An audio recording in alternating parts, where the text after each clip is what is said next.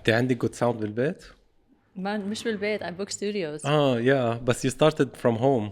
I used to move to people's homes. مش من بيتي يعني. Okay. اخذ البرودكشن معي كله واقعد بيت حدا and I would set up and do the lighting. يعني it was a mission. مشان هيك I Okay. started booking studios now. It's much easier.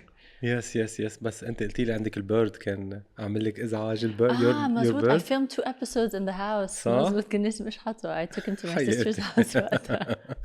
مهضوم. انا مره جوت بلا على البودكاست تبعي كمان. عن جد؟ No way. Yes. Nice. Which episode was he featured? Forgot. I think I had a couple of guests. I forgot which episode. Okay. Yeah. All She was right. like making some sounds. عن جد. Yeah. So cute. Tracy, thanks for coming to my podcast. Of course, it's my And pleasure. it's my second podcast with you. It's your second time on my podcast, so thanks so much. بدي أحكي عن أول بودكاست وبدي أحكي عن هذا البودكاست. يلا. لأنه في like a big يعني مش بس change the whole like a lot of things changed in me يعني. بتذكر أنا حتى يمكن دقيت لك من بعد أول بودكاست I wasn't very happy with myself. لأنه كنت بمرحلة أنت your podcast رقم 7. مزبوط. أنا هلا عامل 165 بودكاست. واو. فإيماجين يعني هيدا الوقت اللي مرق. بس بتذكر أنا بالبودكاست تبعك I wasn't feeling okay. I was like بمحل معين بلشت بودكاست for no reason. You know, I just started my podcast. And it was Corona and I was having fun. I was inviting people. I didn't know it's called a podcast. I was just interviewing people. وبعدين لما صار في له شوي attention من أول ما بلش صار في attention والعالم صارت تحبه. So I was like really under pressure and a lot insecure about why I'm doing it. Is it am I pretending to do this? Is it something for me? Is it something that I like to do? في كتير pressure and a lot of people are saying I keep on doing it. It's beautiful. It's something new and we don't know. I mean we haven't seen مثلا هيدا type of content كان بعده شوي جديد. So I had a lot of pressure and insecurity and so I was about to quit at that time. And I was like really I watched the podcast. I was like really tired when I'm talking to you at that moment. I called you after that and I said like Tracy I hope it went well but I wasn't feeling well ومدري شو. بس يعني مر هيدا الوقت وانا هلا I feel انه you know what أنا I reached to that point.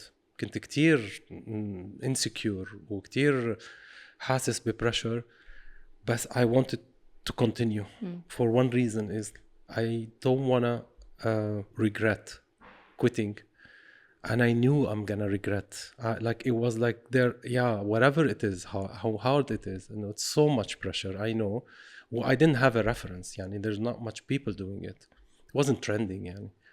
But I thought like, you know what, if I stop, I'm gonna 100% quit. So let me just keep on going. We are in 165 podcast. Well, thanks for coming again. I love that so much. You have no idea. I mean, what I remember from our last podcast is you called me in to do this conversation and you said, look, I filmed a few before, but I'm not consistent and I'm bringing it back with your episode. Let's just film it. And I remember you sounding like you weren't really sure if this was a thing or not, but you had said, I'm going to try it properly now. So I got on that podcast. I don't remember you being insecure. Maybe it's more of how you felt inside. So I couldn't tell. But I remember from then on, every time I would refresh and go check your page, I'm like, what the hell is happening to his page? You were blowing up slowly. You were getting more and more people having good conversation. And then at the end of the day, I mean, if you watch my first podcasts, the way I spoke, the way I asked questions, the way I was preparing was not nearly as good as I am now. I'm much more confident and comfortable. And you will only get there if you put yourself in this uncomfortable situation. Keep trying, keep pushing through it. And most people would give up because no one likes to look uncomfortable publicly. You know, it's much easier if you're privately failing than publicly failing, let's say. So for you to have powered through and done that anyway, it's very impressive. And I really know how hard that must be. Yeah, thank you so much because you're actually, you said it, I mean, you're exposing your personality and you're only waiting for people's reaction. And this is something I just like, خلاص, I stepped over that, concept, like waiting for people's reaction. Although I want to thank everybody, because I want to with some of people who encouraged me. That was my drive, and that was my fuel to continue. Yeah. When people say, wow, I love this podcast, it changed my life, the conversation was great, keep going.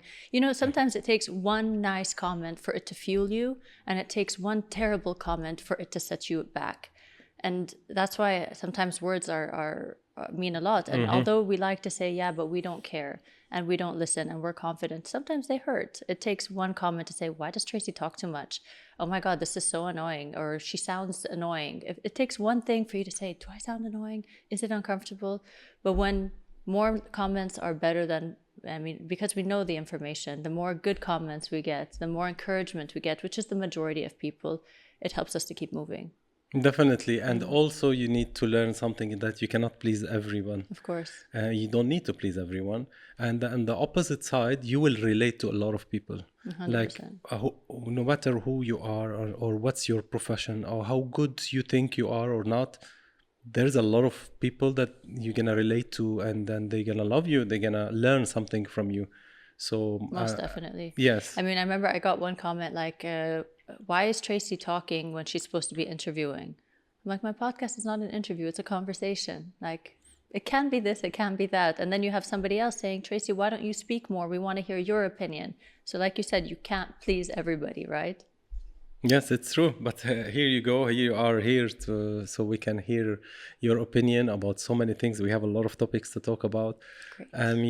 Tell me first, how was this journey, and now you decided to do podcast, and as a tool, as a platform, as something that you're passing a message, and probably definitely learning and teaching, and how also it changed your content creation, also your profession. We talked before about your profession, how you totally changed it from the economics to sports, and now you're also a content creator. Tell me what are the things that changed in you, and how you feel like now it's your new love or new thing that you're doing. So I started podcasting because I wanted to have good conversation with people. It's not so much about the podcasting that mattered to me as much as it was engaging in good conversation.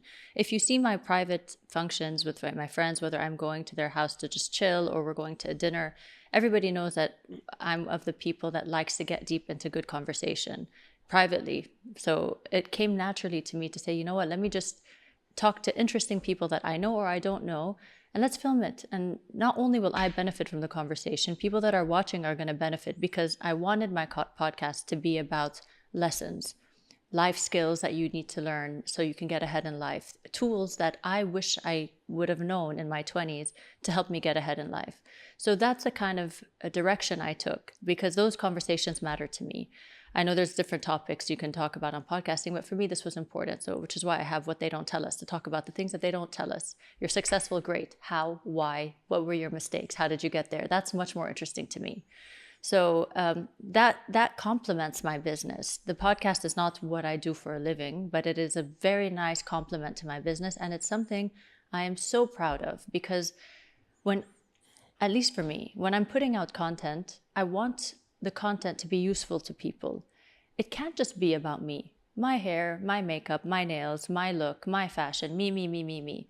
I mean, obviously you could do fashion trends and then say, these are 3 looks that would be useful. This is how you can dress in a dinner party. Yes, that also works. It's beneficial to an audience.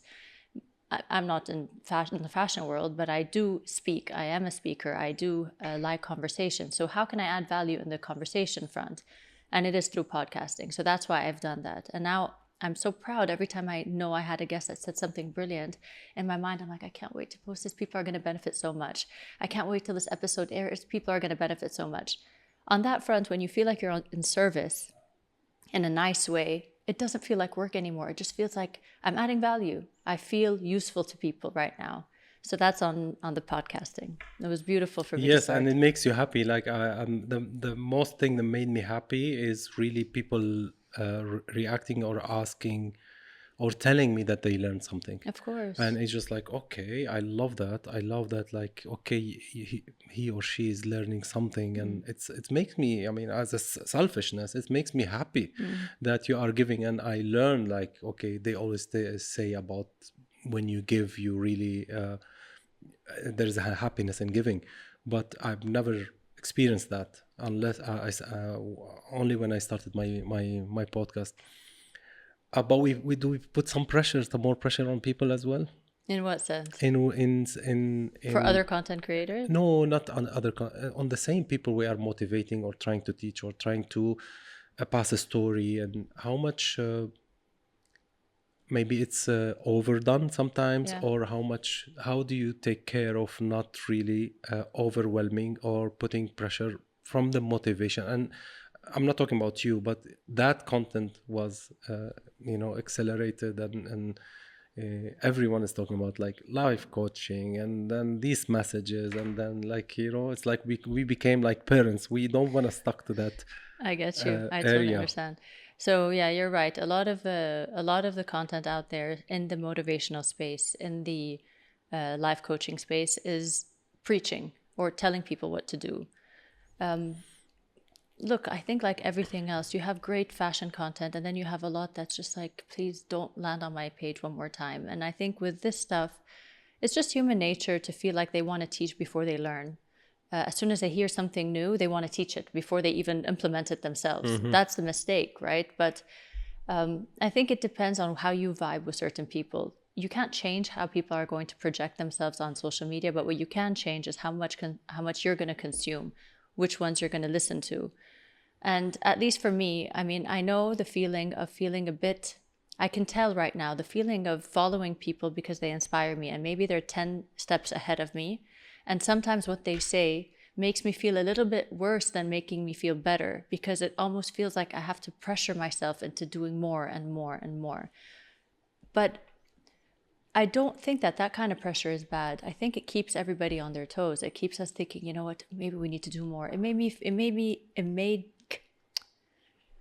make me feel a bit like behind or insecure to say, fuck, I'm not doing it right. I mean, how did she figure it out? How is she getting all the answers right? How did he get his business from here to here in a year and I'm not there yet? So there's a fine line between comparing your own journey to someone else's journey and then using the tools that they've learned in their journey to help with yours. Those are two different things. If I can just say, I wish I was there, but I'm not. I have my own journey, but I'm going to use that fire that I just felt, that wrench in my gut, to say, you know what, push harder, Tracy, you've got this. This is my method and how I prefer to follow people that are motivating me, versus getting upset with them because they're making me feel like I have too much pressure or I need to reach a certain level. It's nice to put pressure on people to do better. I think it's much better than the message for people to be complacent. You're great the way you are. You're beautiful the way you are. You don't need to change.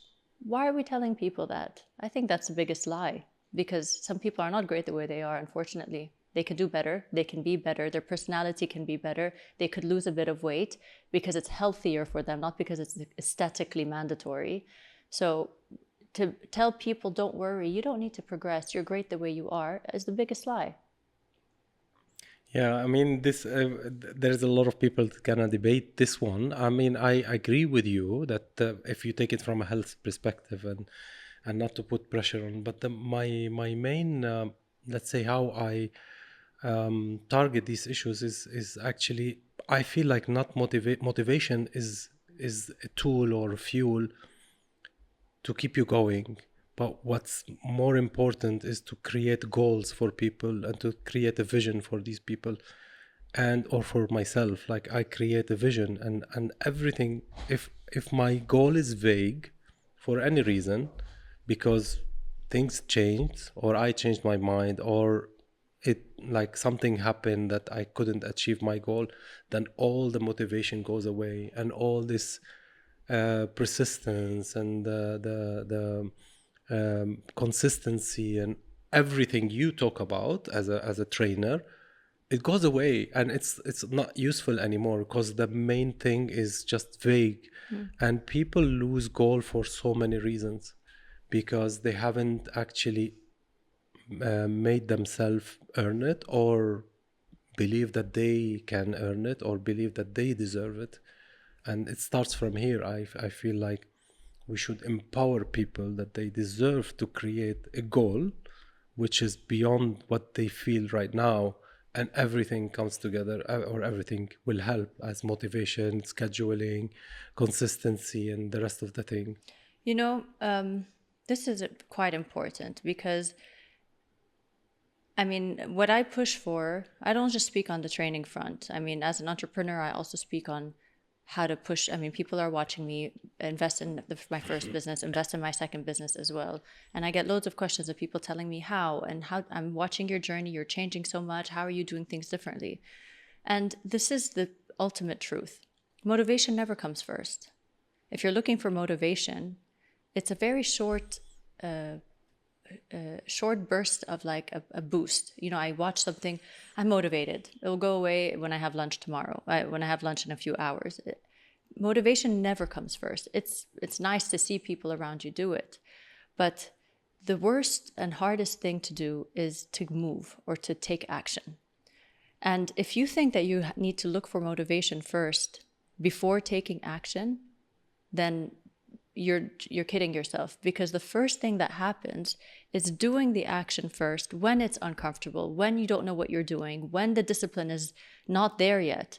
You do the action first. You set the discipline first. And then because of your movement, it takes 2-3 days for you to be like, I've progressed a little bit. Now I have a plan. Now I have like an action plan, a goal, like you were talking about, setting a goal. I don't know how to set a goal. It's so highbrow right now. Okay, the only thing you can do is take it all the way back, put pen to paper. What can I do this week that's a little bit closer to that goal?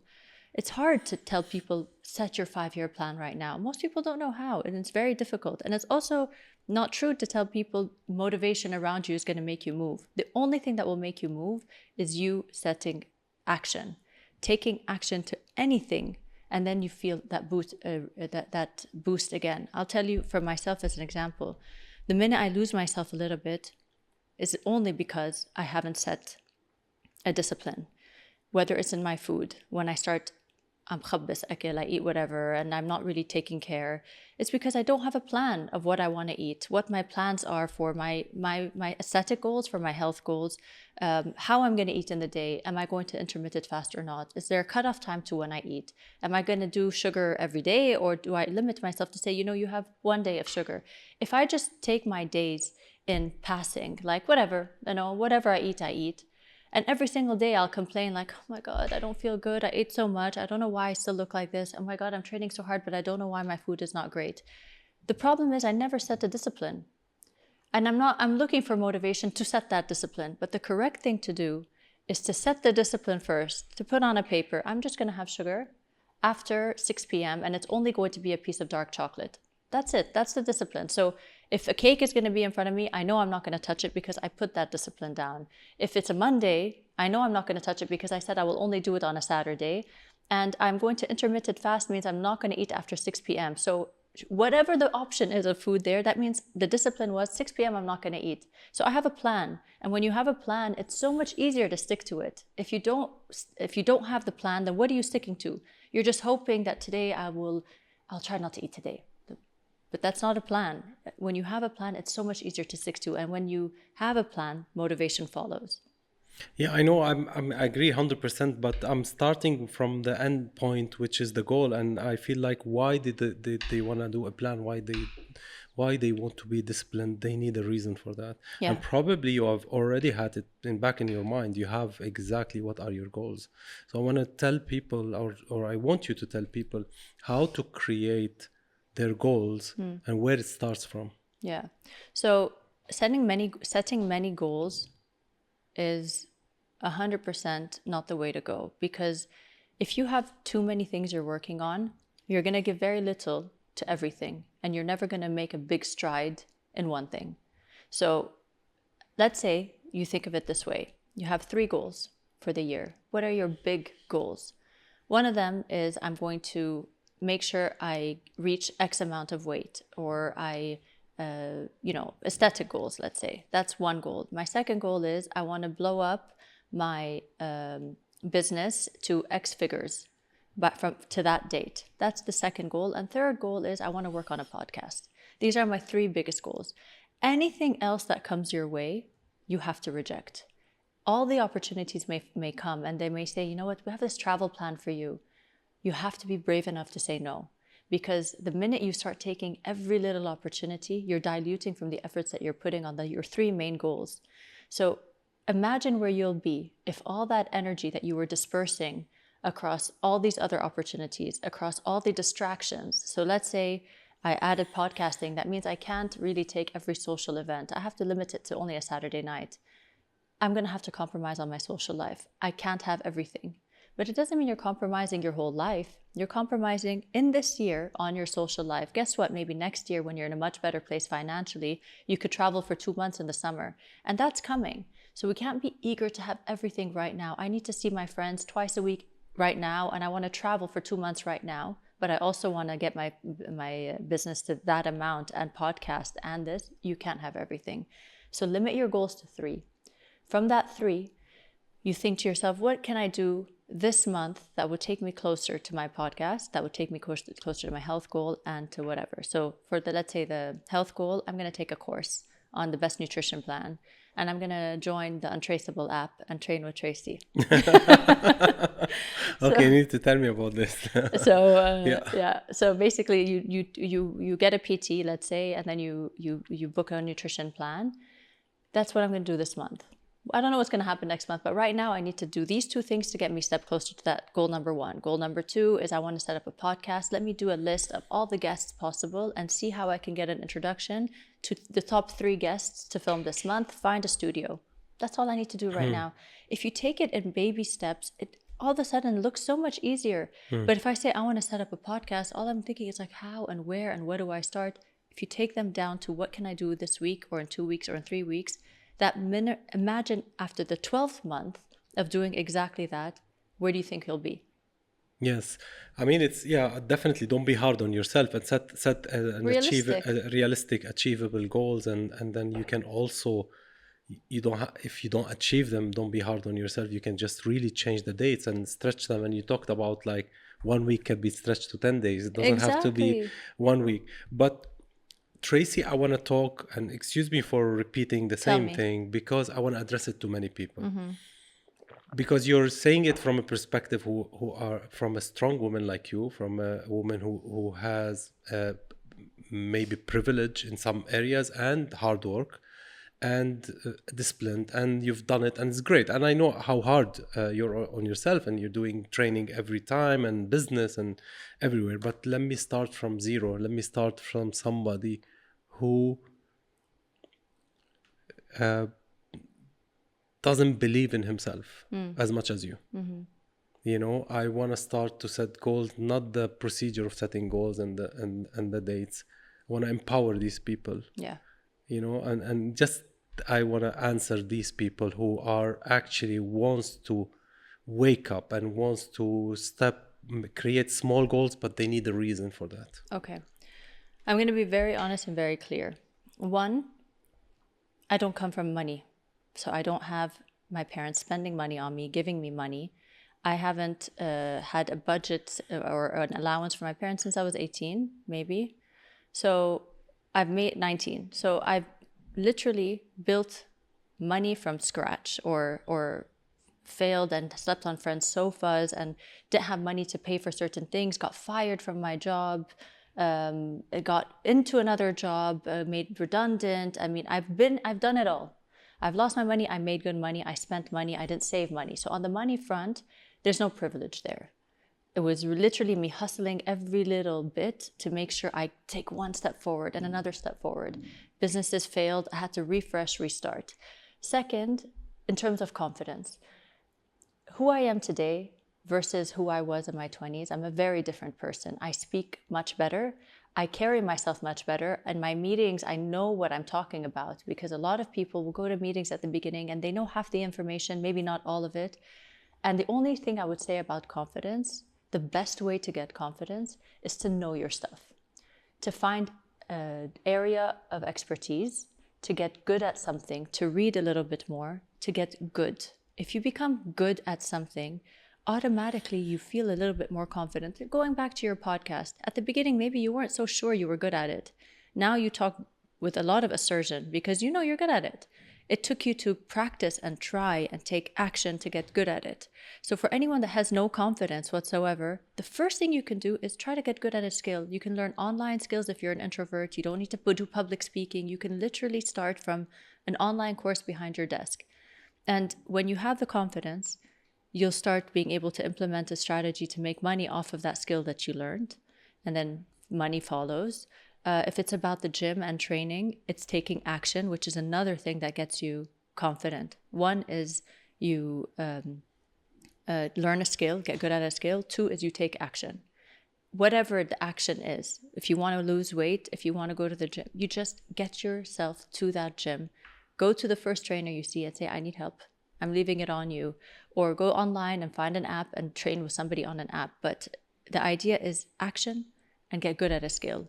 Those are the two primary things that will build somebody's confidence. You can say, dress this way or act this way. This is all a facade and it's not the real version of confidence. True confidence comes from knowing your shit and taking action towards it. I'm glad I pushed you somehow. Yeah. You know the rule of 100. I was just like researching and reading and listening to your podcast, and I've heard somebody said the rule of 100. If you spend 100 in a year, 100 hour a year, it's 16 minutes a day. Mm-hmm. And if you do one thing for 16 minutes every day, you will become better than 90% of people. Yeah. Of in that thing.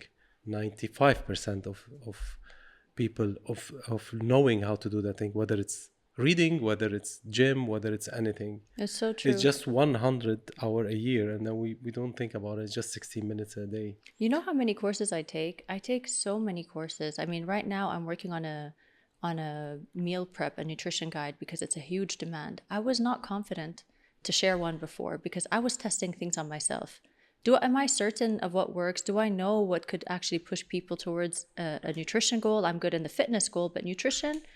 And I had to take the courses. I had to learn. I had to watch so many people think that these are wrong, these are right, until I try things myself. And I realized, damn, now I get it. Now it makes sense. You know what? I'm very comfortable now to tell you how you should eat to complement your training. It's easy for me because I got good at it. Ask me before and I'm like, no, okay, just go train with me.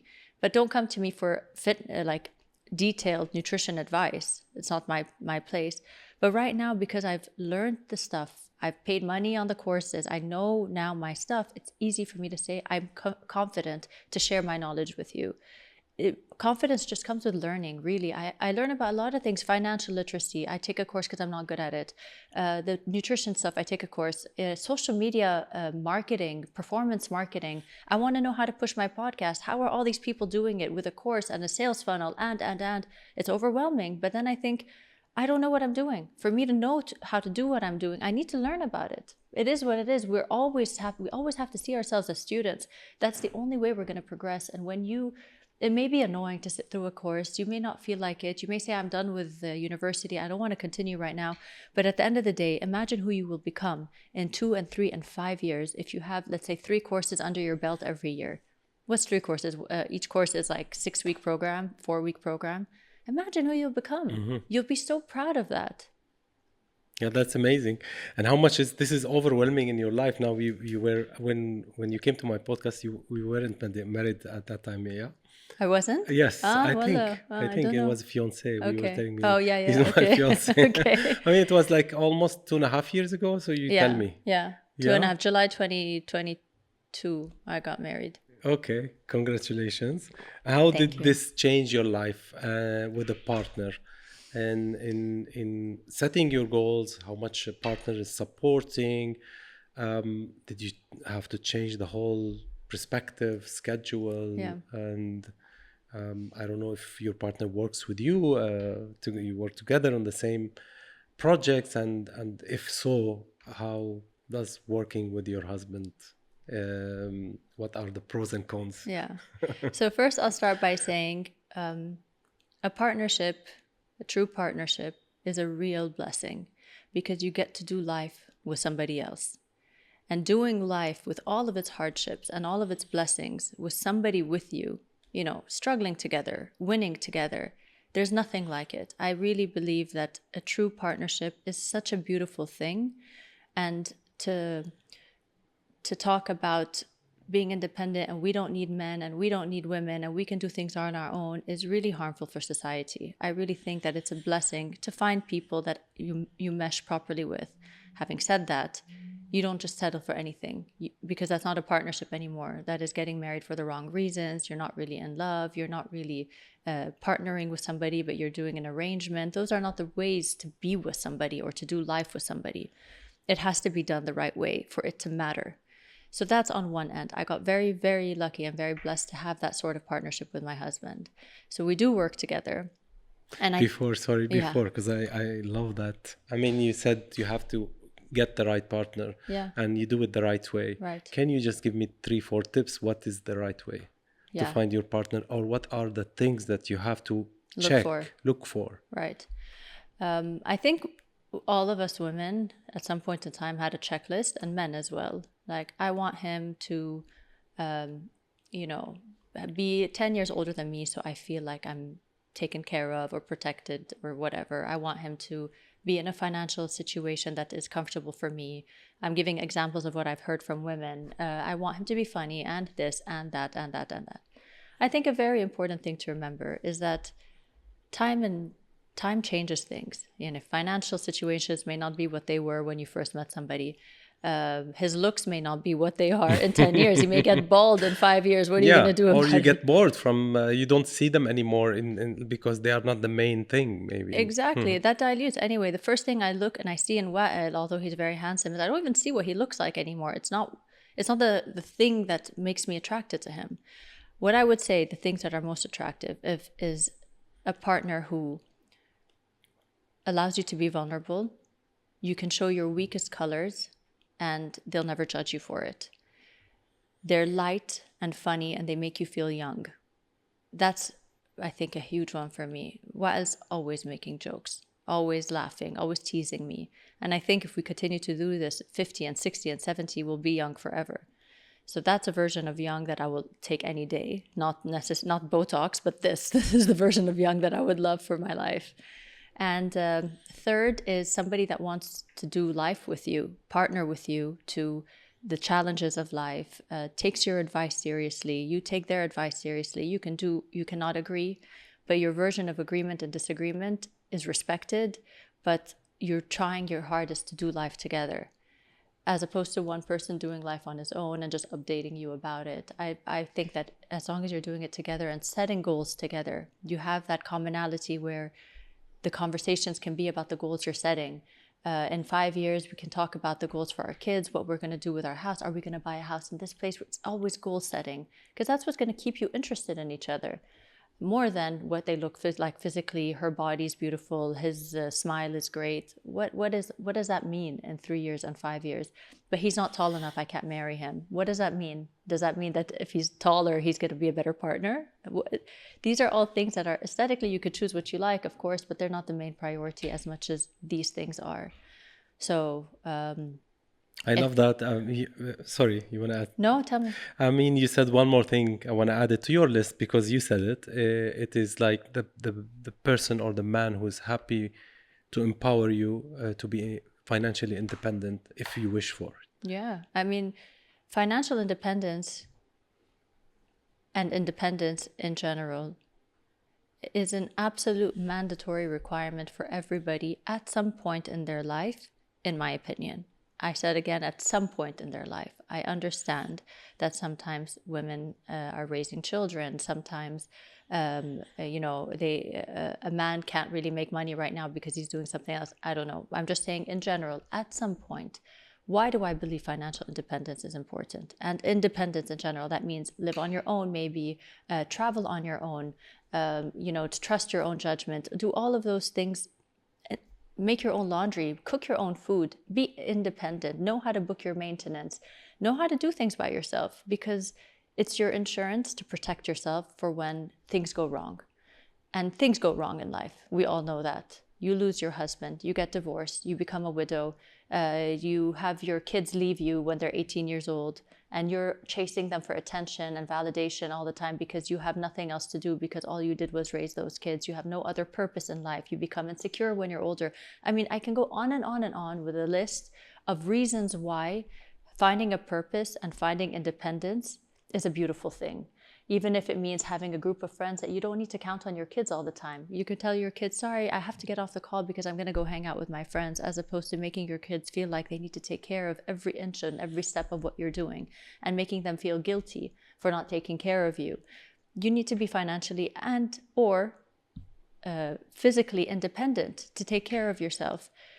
And aside from everybody else around you feeling the comfort of it, imagine what kind of confidence and comfort you will feel for your own sake, for your heart and your personality. Imagine how great you would feel if you were able to achieve that. And in this day and age, in 2024, there's thousands of versions of financial independence that you can have. From sitting from your house, working online, doing 2 hours of work a day. You could do that in this day and age. You no longer have to go to a 9-to-5 job and tell me that, no, it's not possible, I need to raise my kids.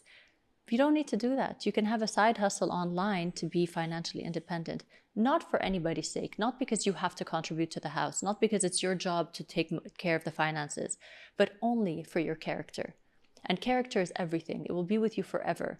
And it's the lessons that you're going to teach your kids about character that matter. Not tell your kids, you need to work, you need to focus. Kids don't want to hear what you have to say. Kids are watching you. They're watching you, whether you're working or you're focusing or you're independent or you were able to take care of yourself and push through a difficult situation and get out of a financial rut because you took charge of things that when you needed to.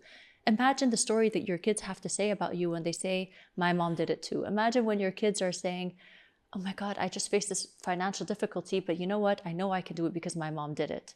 Not my mom told me that I can. They're going to tell you, okay, you told me that I can, but did you do it yourself?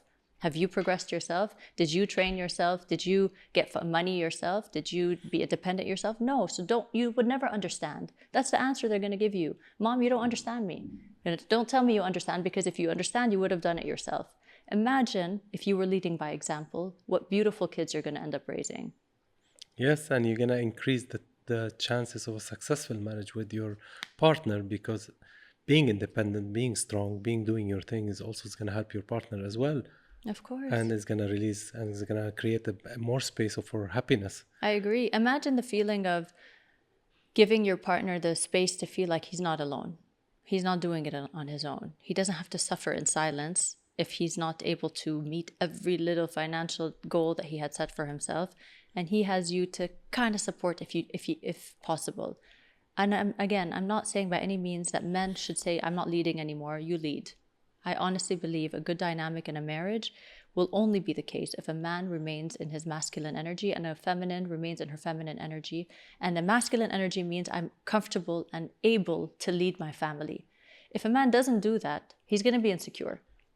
Whether we like it or not, this is what happens. Men end up being insecure when they're not able to fit their goal of or their role of being a financial provider and being a leader and being able to protect and provide for his family.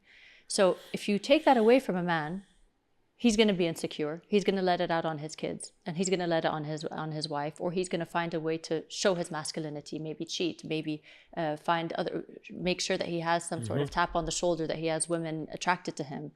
So that could happen. So again, this doesn't mean that I'm telling women, yeah, but you have to make the money in the house. No, your man absolutely should be making money for the house, for his own sake, for his own character to stay intact. But imagine what it looks like for your partnership if you're helping, if you're able to say, don't worry, I've got you, I've got this, I could help you. We could do this together. I could take the marketing of this business in your job, and you can maybe take care of the financials and the accounting, and we can maybe grow this small thing together. I mean, there are ways for it to make your relationship beautiful. This version of independence makes you more interesting, makes the conversation flow much nicer. He trusts your judgment as much as he trusts his own judgment, because he knows that you mean business now. And you guys are growing and building a life together. How beautiful is that? It's not a suffering. It's not a suffering, oh, ya Allah, I have to work now. But it has to be a beautiful thing to try to set goals, you know? And then encourage each other and admire each other of their achievements. Yeah, and put it all together in in one That's what life. it means. That's what Mhm. it means to set goals together and to do life together. When I said choose a partner that you can do life with, what's doing life? Doing life is like, there's a challenge here. Let's try to do it. You know what? It would be cool to try to get to Airbnb investments. Should we try it? Let's try doing it. I mean, this is doing life together. Make it fun, make it interesting, and make yourself interesting all the way, you know? That's nice. I mean, I think you had this mentality even before you were married, because you have frozen your eggs, and if I don't know if this is the right term, but to actually control or to keep the quality of the eggs for later on, and to control the decision of having kids. Correct. In order to have more room to achieve your goals and to be, more successful in a certain period of time where you want to be productive and not maybe at that time having kids. And tell me about this part, because it's very important, and a lot of people asked about it, although we talked about it in the previous podcast, but how things are changing and how much you like the idea and how much your partner and About the egg freezing? yes, Okay. and deciding on whatever Right. the right time to get kids. Right. So I frozen my eggs before I even got married. And the reason for it was my personal reasons. I didn't know if I was going to get married or when. I didn't know if I was ever going to have the right time in terms of financial situation to bring a child into this earth. I wanted to make sure that when I'm 40 or 41, if I want a kid, I have the option. It was a security for me not to feel pressured by society that I need one now. It was a security for me not to settle for the next guy that was going to propose to me, because I know I'm 34 now. I really need kids. So fine, this guy's okay. He's fine. Let's just freeze my eggs. There were many reasons why I did. And I think these are all valid reasons for any woman that wants to freeze her eggs. I would absolutely say go for it. It's like the easiest procedure in the world in terms of the outcome. It's not invasive in the sense where people are so afraid, like it's a really scary thing, in my opinion and from my experience. There's the normal hormonal imbalances, a little bit of weight fluctuation, an easy process in retrospect for the outcome. I 100% will do it over and over again for the outcome. And anyone choosing to freeze their eggs, I would definitely say do it as early as possible. I mean, I even have my brother-in-law, he used to be in med school, and all of his colleagues, the women at the age of 20 in med school, all froze their eggs. Wow. Because they all knew, I mean, they were more educated on that front because they were in med school, but they all knew I have at least 10 years to study in medical school. They have 14 years to do practice and study and whatever. I'd rather freeze my eggs when they're 20 years old and have healthy, proper eggs, so that when I do want to get pregnant, and if I don't find a man before I'm 35 or whatever, I can use these eggs and they're for my insurance.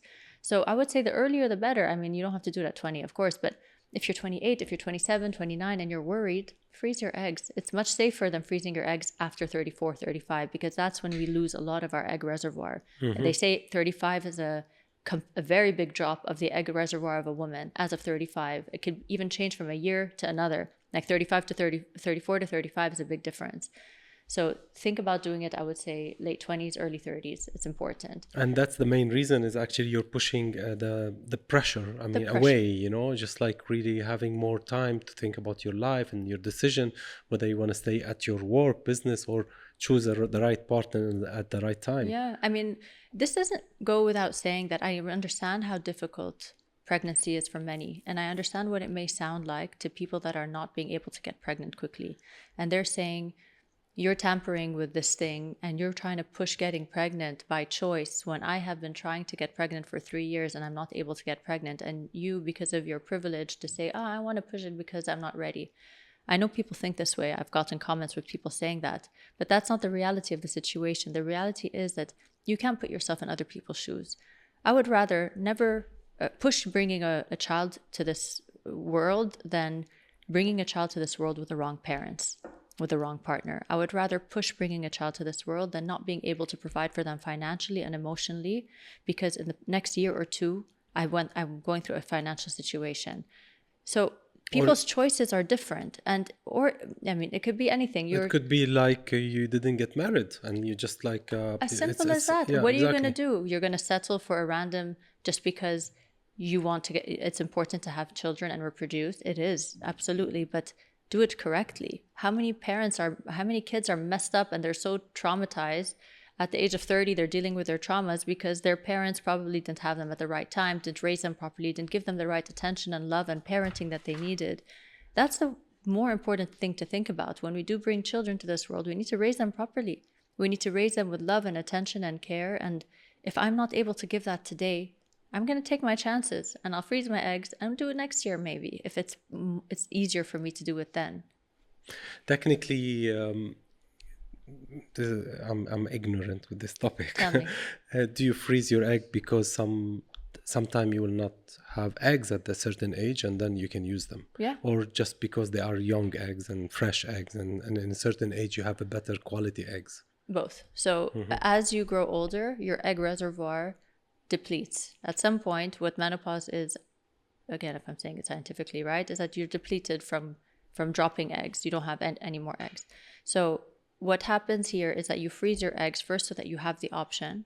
I mean, I'll give you a very good example. This is a beautiful story. I was telling a friend of mine that I ran into. She was pregnant and she was telling me, and why aren't you pregnant yet? I'm like, yeah, I've already frozen my eggs. I'm trying. We'll start looking into it. And I'm like in the process of like being ready for it.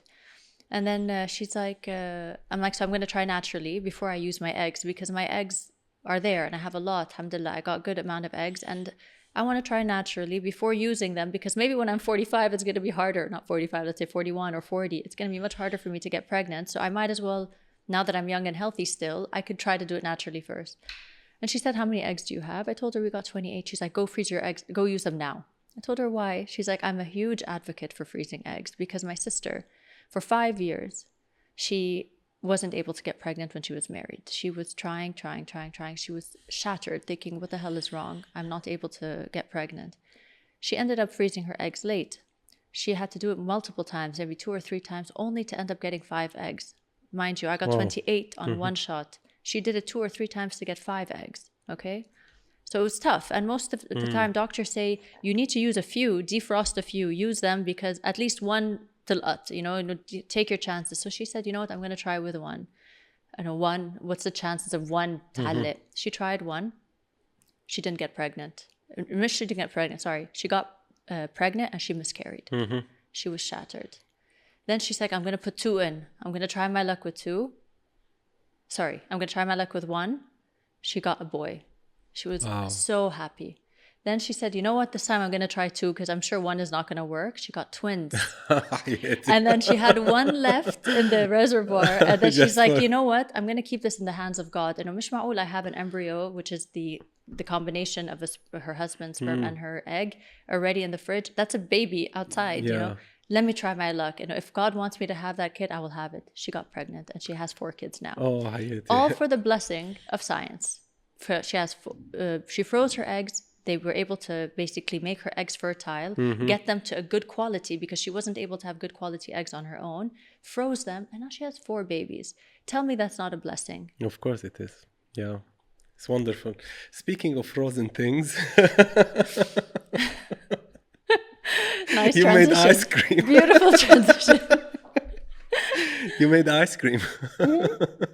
Tell me about it. I mean, where did you come the idea from? And a very good transition. All right. Yeah, I'm in the ice cream business right now. So I've taken the opportunity this year to expand on the business front. As you know, I have my fitness app. I've had that for a few years where people can train with me on the app. I will be complementing that with the nutrition stuff that I told you about. But I've taken a decision with the podcast line that I wanted to partner and invest in businesses, at least 1 or 2 for 2023, which I have done. The first one is MamaBooza, which is my ice cream brand. I'll tell you about it. And the second one is the Fifth Kind Productions, which is a creative production house. So for MamaBooza,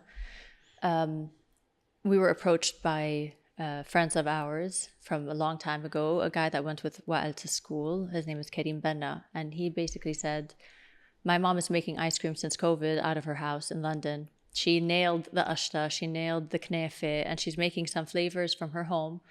my mom never worked before, and she was bored, and her husband was like, and I really miss the flavors of Lebanon because I can't travel back. They were stuck at home. She's like, you know what, I'm going to experiment.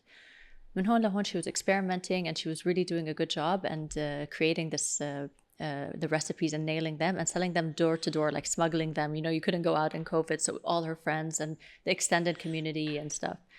And then he's like, you know what? I live in Dubai, and my wife wants to leave her job, and she can take the recipes from my mom and cook them from home, and we could try them here. So they started like sharing with their own community in Arabian ranches. They live there, and they tested it on them, and everyone's like, we love this, we love this, we love this.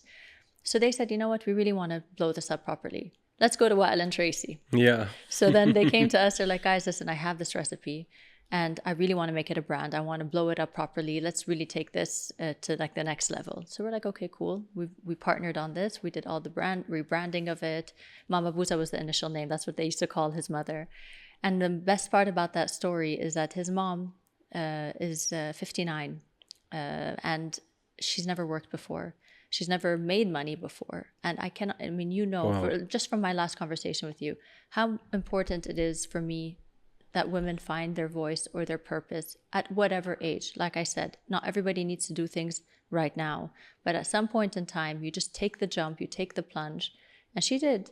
She's like, you know what? I mean, I had her over here. We threw a big event for the launch of MamaBooza, and I asked her to give a speech because her story is so inspiring. She even cried, saying, I never knew that I was going to ever make money in my life. And for me to be in a business, I mean, I'm shocked. And she was crying. And I was very, very happy for her because she's a businesswoman now. At 60, she's making money. She's leaving a legacy for her kids. We're blowing this up in Dubai. All the influencers are eating our ice cream. And she's watching, thinking, that's my recipe. I did it, you know? So, I mean, it's one of, like, I'm so proud to be part of the MamaBooza brand. Really, Yeah, really, really I mean, proud. that's amazing. Also adding the flavors from the region or from Lebanon or the Oriental. Yeah, so the flavors are Arabic flavors. We're really now, I mean, with everything going on with the world, we're feeling more nostalgic and more grounded in our culture than ever. So we're very proud that they're all Arabic flavors, and they will always remain as such. Okay, you know, this podcast is not sponsored, so we need some booza. Yeah, I'm gonna send you guys all here to have some booza, and you have to let me know We what have you to think. try it. Yeah. Because Tamara told me about it, my amazing editor. Did she try it? She tried it and she told me, listen, it's amazing. I wish we got now so we can try it on the podcast, but it is really amazing. I think my favorite is dark chocolate by far, and a close second is ashta.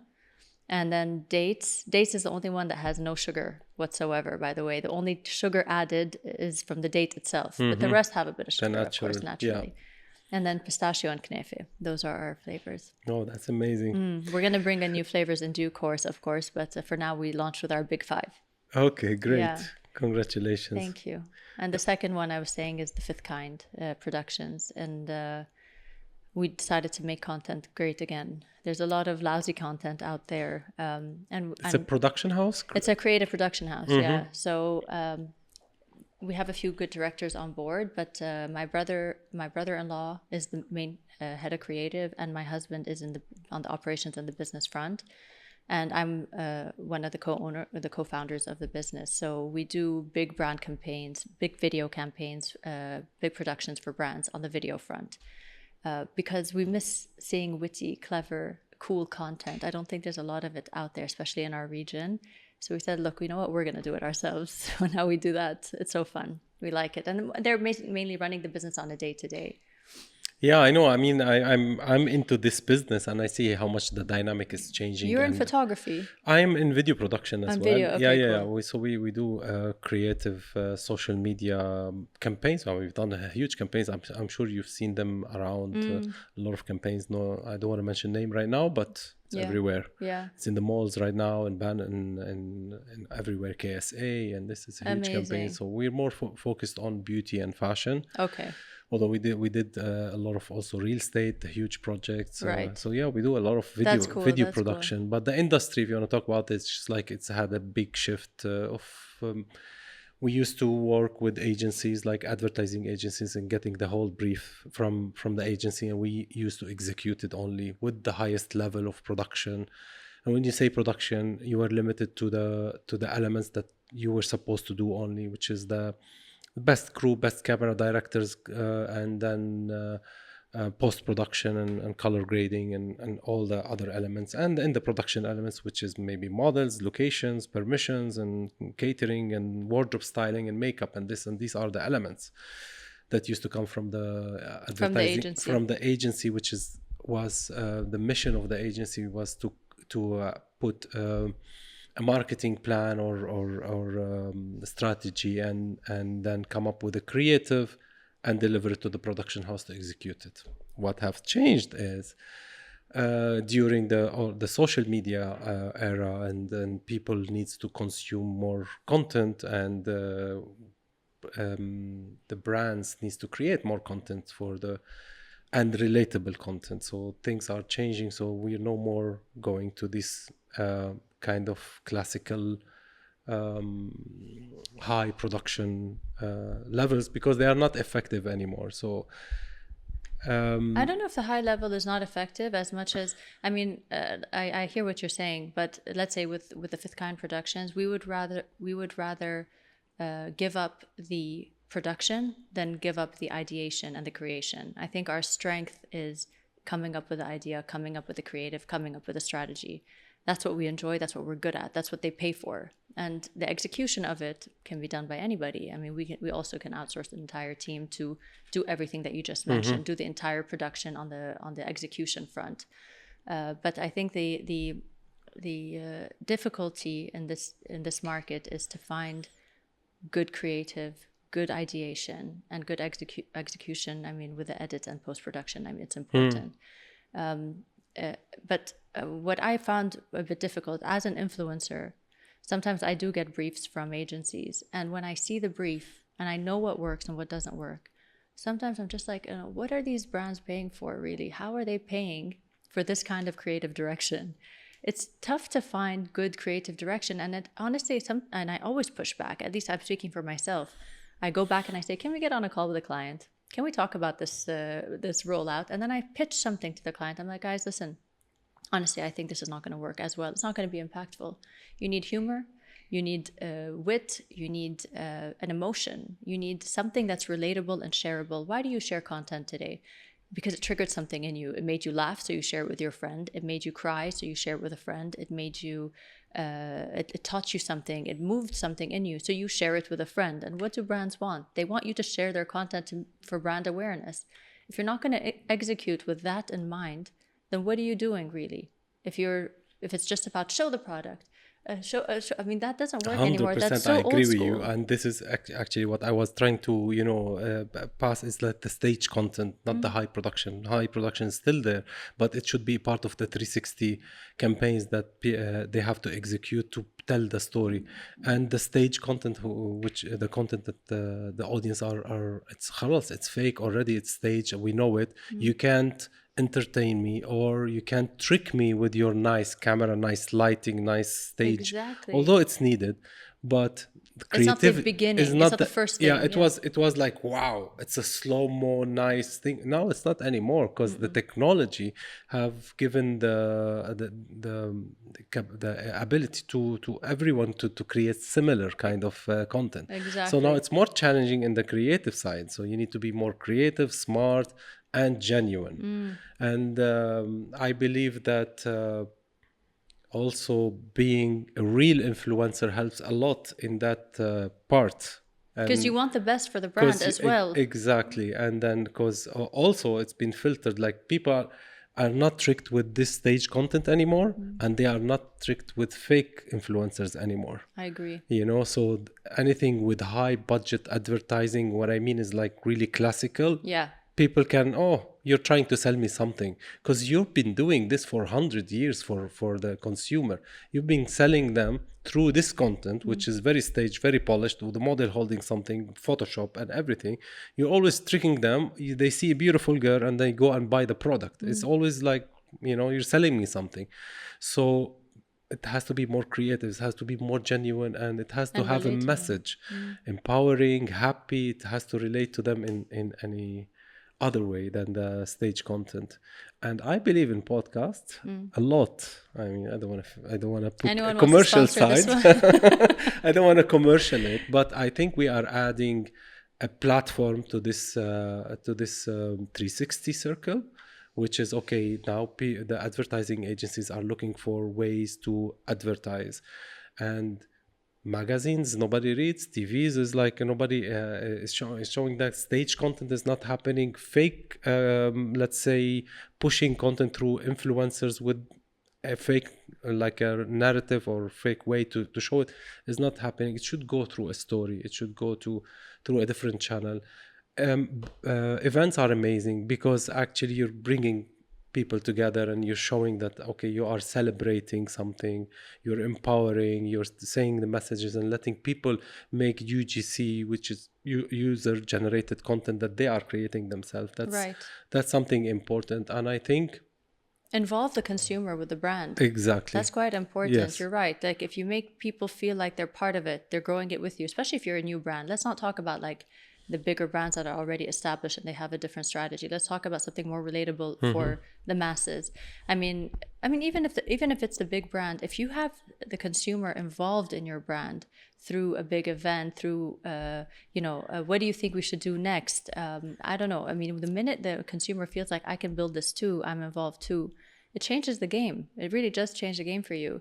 And people forget that, like you said, people don't want to be sold stuff to anymore. They know that they're being sold stuff to. And the more obvious the sell is, the more repelled you're actually creating the opposite reaction. Definitely. They're just like, oh my God, I'm being sold this other whatever brand again. I'm tired of it. So something I learned that's quite important is you market in public and you sell in private. You market in public and you sell in private. So I will market myself as I motivate, I train. You're watching me doing the thing on my own. But if you want me to sell, if I'm going to sell something to you, you sell through an email list, you sell in a DM, you sell in private after people you're marketing in public. This is just a strategy to use. The minute you're really in someone's face, trying to push a product on them, you're creating the opposite reaction. Exactly. And ideation and creative is honestly the pillar of everything. People don't realize how long we sit in brainstorming sessions in the fifth kind to create and to come up with an idea. It's everything. What's execution? It's literally logistics. Like have a really good person that's in production to do the logistics of setting all of it up together. Obviously, you need a good editor at the end of it, but it's the logistics of it. The most important thing is idea and creative, because from there is that's what's going to market your brand. That's what's going to make the whole budget that you put in as a brand worth it. Yeah, I want to give credit to all the creative people in between the idea and the process. But I want to focus also involving the clients. This is very important. And here where we saw on the last maybe 5, 6, 7 years before now, we see like, okay, most of the models are normal girls with different diversity, different skin colors, different shapes, and this one because this is how we are as a human being. We're not only the 180 skinny model. And so involving the consumer like and relating the content to them and something that talks their language is also very, very important. I mean, the influencer world changed the game. I mean, of course, a lot of downside came with it. People hate on influencers for different reasons, but the upside is that they made a natural, normal human being praised and being able to sell a product and being able to own a business and being able to influence people. So that celebrity that was always on a pedestal, perfectly polished, perfectly edited, perfectly, is no longer the only version. So influencers, maybe they made a lot of mistakes at the beginning. We all did. Okay, we need to do this perfect Instagram account. We need to show my perfect family with my perfect body. Let's edit a bit because no one can tell. This is how influencers started because we didn't know. Everybody's learning. But imagine in due course when everyone's like, I'm so sick and tired of this. How many influencers are coming out saying, by the way, this is my actual body and this is my stretch marks and I'm proud to say, you know what? You put a zoom on your face. You don't need to show that you have zero filter, zero edit on. I mean, it's the rawness now. It has been much more evident, which means everybody who is still on super filter mode is not they're not being appreciated. Everyone's just like, I know what you're doing. I mean, I know now what a real woman looks like and how important it is for the new generation. But the unfortunate thing is that all the hard work influencers have done, all the work we have done, the first generation of influencers, to change the game, to make it raw. Yeah, it backfired. Incoming AI, and now all the hard work is going to be done again. It's going to be undone. This is what I'm a bit worried about. And me and my friend Karen Wassen, we were talking about exactly this the other day. And we've set the tone to say, this is we're making it raw again. We're making it real. We're going to just be as open and raw as possible because we want the new generation to see that this is how you influence people, with genuine, raw, and authentic a version of a human being. From here, now we're seeing AI models being influencers, replacing human beings altogether. And if I, as a 37-year-old adult, cannot tell the difference sometimes if it's an AI model or not, how are the 14-year-old girls going to feel when they look nothing like a 14-year-old AI model who's perfect in every single way, who has every beautiful product on her? It's unfortunate, but it's really reversing the game. Yeah, but I believe it's gonna lose its quality when it becomes it's like a filter, like any fake, like an avatar. It's gonna be like the Photoshop. Like whenever it's over Photoshop or whenever it's Photoshop, it's unbelievable and it's gonna backfire. I believe the influencers, and when I say the word influencer, I mean each and every girl on a phone, on a camera, expressing herself. So I believe influencers, and who paved the way, the people who started expressing themselves and telling their opinion on about whatever, skin or product or anything, and they became famous, but they opened the door to everyone to become an influencer, because each and every person is an influencer. Yeah, that's what I actually talk about when it comes to confidence as well, that you don't need to have a phone and a voice or a platform to be an influencer. You can influence your circle. You can influence your best friends. You can influence your parents.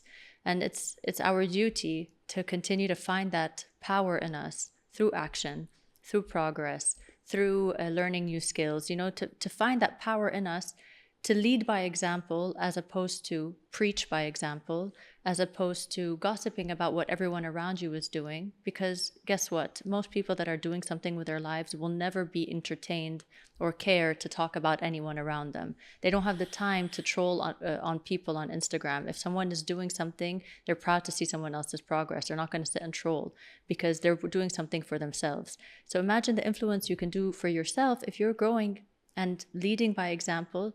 Imagine just your friend circle, just your husband watching you pave the way for yourself. It will push him to want to pave the way for himself. That's true influence, even if it means you're influencing one person. We all have it in us to influence people. I just have the guts to go online and do it, but you don't have to do it online, right? Definitely. I mean, influencing is just expressing yourself and passing a message that might affect anyone positively. Okay, you have a nice circle around you. You mentioned Karen Wazen and Dana Horan is your friend, and I worked with both of them. Amazing people, amazing influencer, and I don't want to say the word influencer because, like, I don't know where it sounds. They are really beautiful. They're influencing, in their own way. The right way, actually, in a very positive and effective way, and it's a beautiful circle.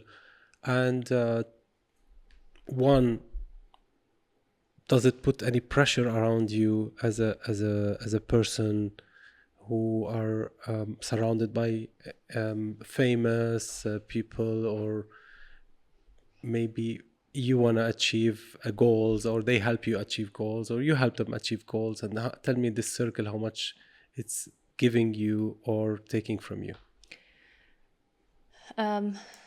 Look, I think it's important for people to realize, like we have seen over and over again, and the reality is that you are an equivalent of the 5 people that you surround yourself with.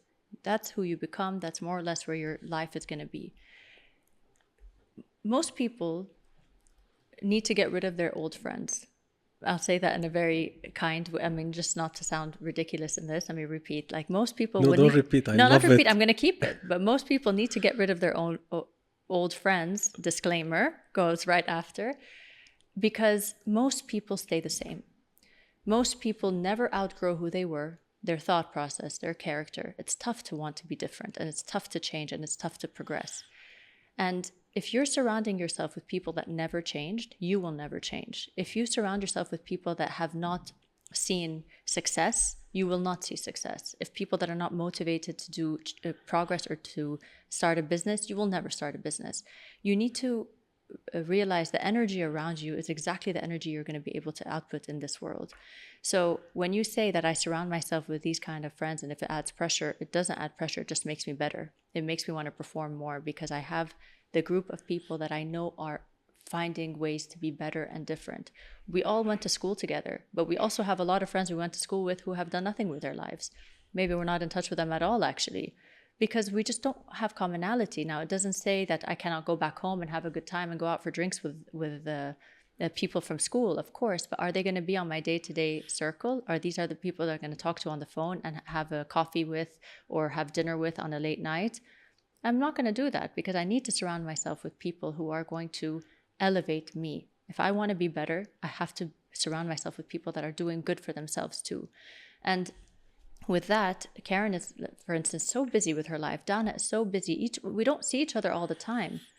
Sometimes I go 3 weeks and I don't speak to Karen on the phone, or even Dana, but we don't have a judgment there because we understand the value of working on something really hard. She's doing it for herself and I'm doing it for myself. So we get it. We're speaking the same language. Imagine I'm still hanging out with someone that does nothing with their life, who's going to complain and tell me, you're not checking on me, you're not calling me. She doesn't get it. He doesn't get it. So imagine having that discrepancy in a relationship. You need to really continue to elevate your circle. So if you want to be better, just surround yourself with the people that are doing good for themselves. Wow, I love this. It's true. It's the truest thing I've learned. Yes, and get rid of the friends that they are not changing. Of course. And agreeable people also. Like I think also agreeable people are who tell you yes all the time and maybe not challenging you is also maybe. You know, almost on that you're so right about that. Almost every time I sit with Karen, she'll tell me what I'm doing wrong.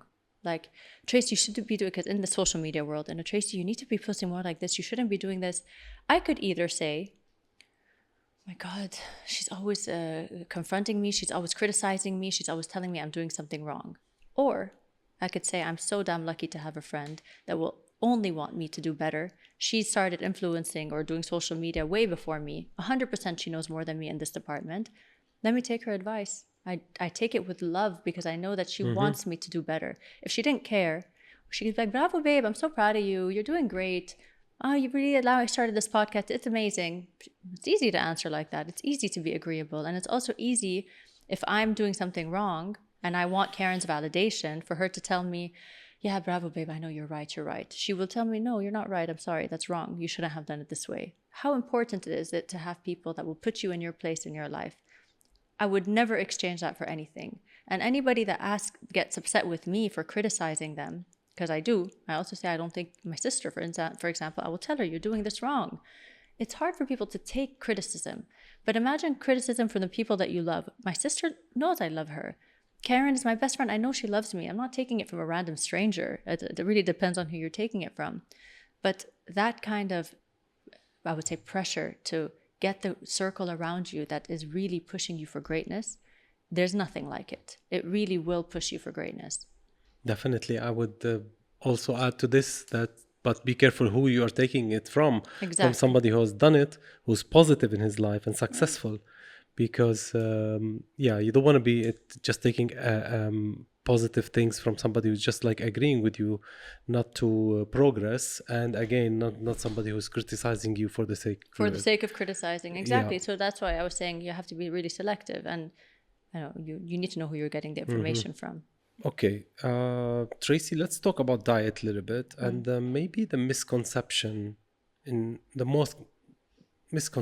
or like wrong ideas, because sometimes like I've went through diets and never succeeded. And what are the most thing that we do wrong if we go on a diet? And what does diet means? Diet is like cut your food, or diet means the whole program? So there's a lot of words that have been made trendy. There's a lot of like a push from the food industry to push foods that are actually terrible for us, to demonize foods that were always worked for humankind from our ancestors' days, because now they're pushing product in their product list that they need to put on the shelves to make billions of dollars. So I don't blame people for not understanding what's right for them in terms of food. I don't blame anybody for having a bad relationship with food. I've had a bad relationship with food for a very long time because I'm told that this bar is going to be healthy for you to eat. I'm told that you can cook in this kind of oil. I'm told that butter is terrible for you. I'm told that it's going to give you cholesterol if you eat animal fat. If I'm told this over and over again by the people wearing white coats, I'm going to believe them. If I'm told that you need to eat in a food pyramid that they've been teaching us in schools for God knows how long, I'm going to believe them. But who has created those rules? Who has created that structure? Who's vilifying certain foods for you? The people that are making billions on products that they're trying to sell. And most people don't have the time or the resources to research that. So they end up consuming foods that they think are good for them, that are superfoods right now, that are probably so cheap for the production. They're like, oh, you know what? Let's just put this as a superfood. And then let's make people consume them and make them think it's a superfood. And it costs me nothing to create. Oats is a very good example. Yes, I want to say oats. Oats is terrible for you. It was literally given to farmers to just survive so that they could continue to function back in the day, so that they could stay on the field for as long as possible to be able to function. It has zero nutritional value. It's terrible for you, but we're making granola from it. And we're eating it with acai, and we're making it look beautiful. For what? To be able to sell it because it costs 0 point something cents to create versus selling it for several dollars on the shelf. So that is one very good example. And kale, for example. I mean, who the hell was talking about kale 2 years ago? Who was talking about kale 2 years ago? How did our parents and our grandparents all survive without kale 2 years ago? People are pushing these things because it's a business. It makes them money. That's why. And unless you have the time and the resources and the energy to reboot and reprogram and be willing to unlearn and accept that I have messed up all this time, which is exactly what the program that I've been doing and learning, I messed up. I didn't know. I thought that this was correct. I thought that I could do a 3-day juice and then the 3-day juice is going to make me lose weight. No, it's not. You're going to put all the weight back on. And your relationship with sugar. I mean, all of us are creating these crazy cravings. I mean, I don't know about you, but for some time, I all of a sudden switched into having such a sweet tooth. All I want is sugar. It's all I think about. And I was not like this, let's say 5 years ago. Something has changed in how I've started consuming food. And sugar cravings happen when you have really low, like the nutrients that you're supposed to get are not fulfilled. So your body's like, I'm not happy, by the way, there's something missing. So crave. If I'm not fulfilling with the nutrients that your body needs, you're going to resort to something else that your body's going to ask for. And people don't realize that that's what it is. So they go through a vicious cycle of eating a plate of pasta. Why do you eat a plate of pasta and you want a second and you want a third and you want a fourth? But if you have a piece of steak, you can't finish more than 300 grams. Why? Because it spikes your insulin, or it spikes your insulin and it tells you, I'm not done. I don't have the fulfilled amount of nutrients in my body, so feed me more. I can finish a whole plate of pizza. I'm not joking. A large size pizza, I will finish the whole thing. Easy, no problem. But ask me to eat more than 400 grams of steak, let's say, impossible. And this is the misconception of saying that we create fat in our body, where that doesn't mean that. I mean, protein and fat is very, very important, more than maybe. Yeah, and then think consuming about a percentage. lot of carbs. Your body has 1 to 3% carbs. It consists of 1 to 3% carbs, about 20 to 30% on fat. The rest is all, and then fat is like 20%. Your protein is about 30-40%, I'm summarizing, and then the rest is all water. Okay? It's all water, the rest. So we say, we need carbs to function, to survive. It's 2%, it's 3%. What you need is to fulfill the rest. You need fat to survive, you need protein to survive, you need a lot of water to survive and to be a fully functional human being. That's the reality of things. But what have the food industry done? They vilified fat, they vilified protein, they started telling you protein, fake protein, God knows what is in the meat of vegan meat.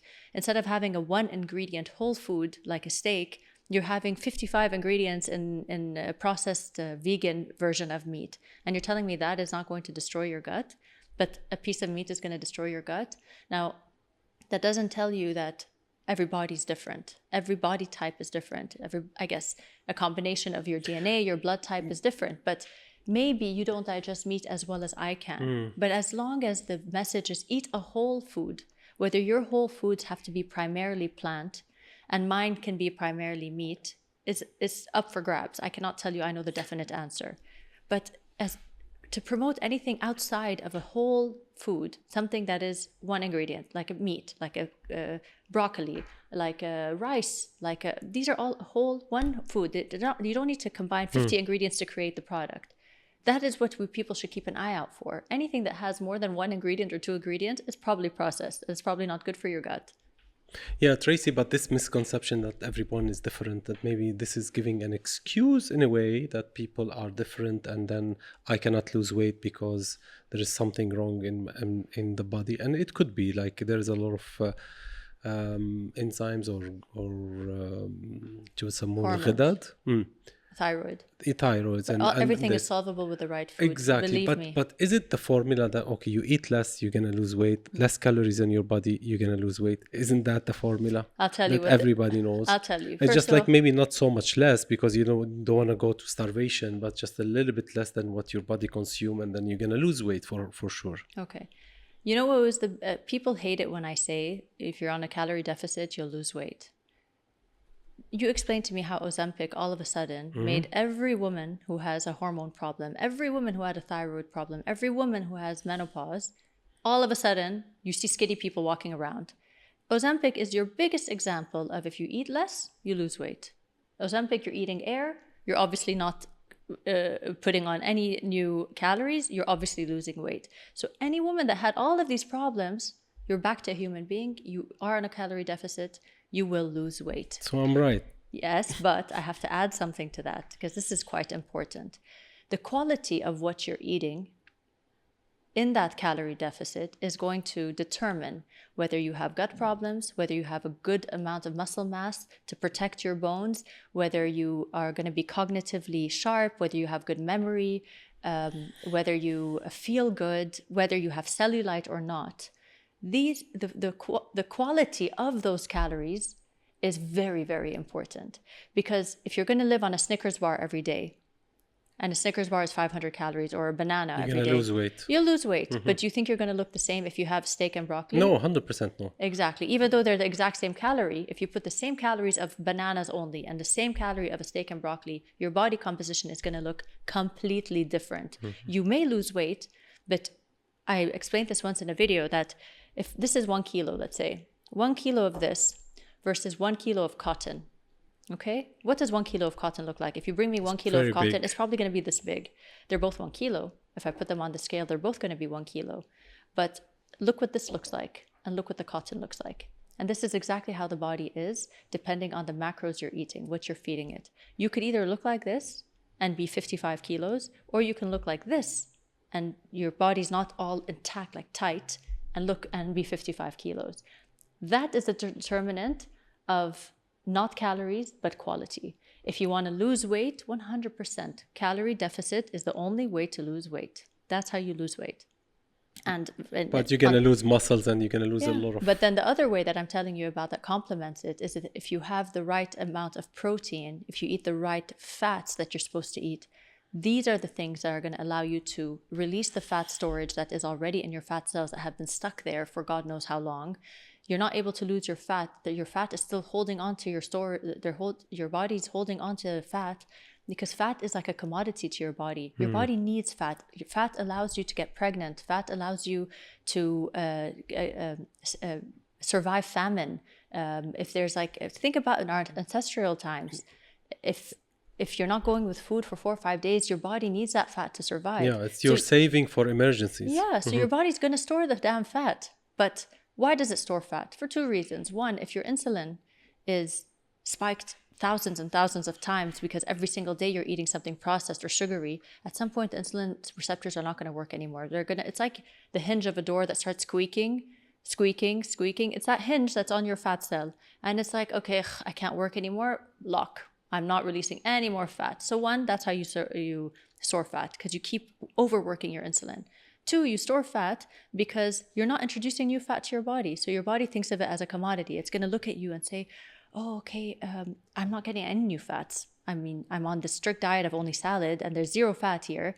So I'm going to hold on to every single bit of fat that we have in our body. Yes. And then the minute you start introducing fat again, don't be afraid of butter. Don't be afraid of avocados. Don't be afraid of the yolk of an egg. This is the kind of gem that your body needs, so that when it sees I'm getting new fat, you no longer need to be in starvation mode. Okay, cool, let's release the old fat. And that's the whole structure of what we were taught that was completely wrong. You know, that they did tell us that these are the things that you need. And if I did not do the research, if I did not bust my mind and my conversations around this to find the answer for myself, I would have never known. And it's an important conversation to have, because most people are going around selling random stuff that is not true. And you can't blame them because they don't know any better. They're told this is healthy, this is right, this is wrong, this is what we're told. So at least a good place to start is think of eating whole foods to begin with. On a case-by-case basis, see what makes your gut feel okay. But I would say, generally speaking, unless you have a specific medical condition, that is the correct way to eat. Go high on protein, go high on fat, eat the right vegetables for you, not the vegetables that are going to deplete your energy and your like kale and like spinach. These are not the vegetables that are good for you versus the other ones that have much more benefits.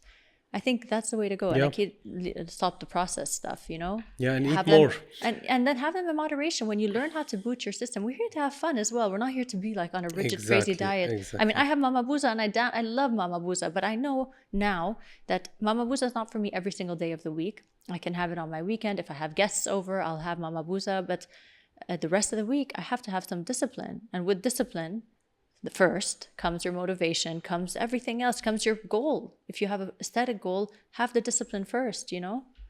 Yes, I always have used this example that also you need to eat more and keep your body happy with having enough, good Fuel. food and fuel, because it's the example is like when you're working and you have income, you will spend more money because you're safe and the body will feel safe. I have enough food, enough good food, so I can spend more fat. I'm not relaxed. I'm not going to hold to these fats that they are only for emergencies, so I can release them. So the more you give your body good food in the right amount of calories. You're so right. I mean, this is the misconception. Another one, I'm happy that you talked about it. A lot of women think, and I was one of them, that every time I eat, it's going to make the scale on the weight go up, and I don't want to eat this much because the scale will go up. There is a way to eat 3 times a day, not to be starving, not to be hungry, to eat full quality food and get on the scale the next day, and you're going to be shocked and say, how the hell did I lose weight today when I ate 3 full meals a day? Because when I'm starving myself, intermittent fasting, and then eating 1 time a day, and I'm not dropping this fast on the scale. Yeah. And the answer to that is because your body has finally realized, I'm receiving all the nutrients I need. I can get rid of the past 10 years of fat storage that I've been holding on to because I'm not getting the right nutrients I need. And the minute you unlock that and you understand the concept of it, you're like, it's so simple. It's so damn simple. How did I not know that this is how it's supposed to be? And you know, Tracy, also the moment you start diet, which is like the deficit, the body will, the first thing they get rid of is the things that it's making weight on them, which is the first thing is muscles. They don't want to have muscles since you're not training enough and you're eating less. Why to carry all these muscles? Because they spend. It depletes from there. Because also it needs a lot of energy to maintain muscles. So they will remove the muscles from the body. The last thing they will touch is the fat, because that's the saving, you know, and they just also they will just take care of the brain because that's very important, and they will shut down so many other things in the body. 100% spot on. Same like your brain needs, I mean, it's all fat, your brain as well. So it's also going to focus on keeping enough storage for your brain, for your functionality. And the first thing that's going to eat from, like you said, is 100% the muscle. So that's why a lot of people end up being on like Ozempic, as an example. Most girls that are on Ozempic all of a sudden lose all of their muscle. Because that's what it's eating away from. I'm not getting any food. I'm not getting any food.